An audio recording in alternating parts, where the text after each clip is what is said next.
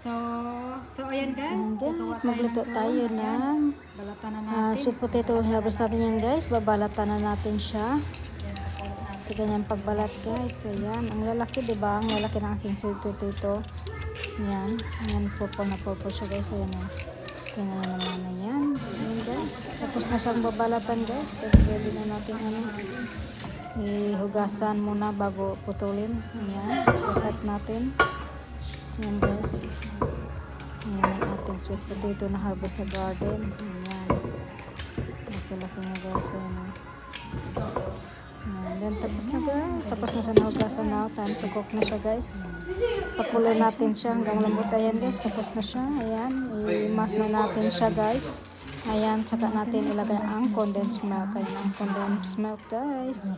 Ayan. Kahit isang lata lang guys. O kalahati. Depende sa inyo. Kung anong tamis ano gusto nyo. Ayan. Lagyan natin ng butter. Ayan. Ayan lang ang sahog niya guys. Butter at saka condensed milk.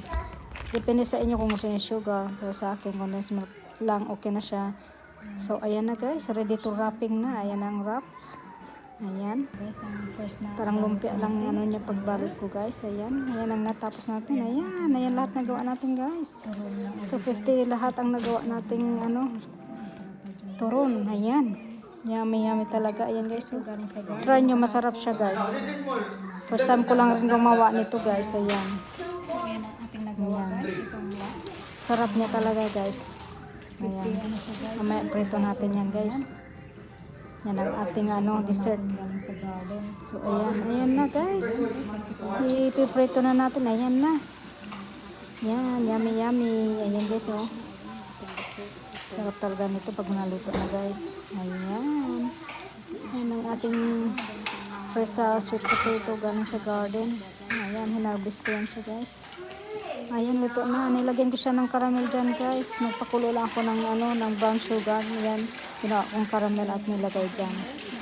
So, ayan ang ating sweet potato. Try nyo gumawa siya, guys. Masarap. Masarap siya. Ayan. Thank you.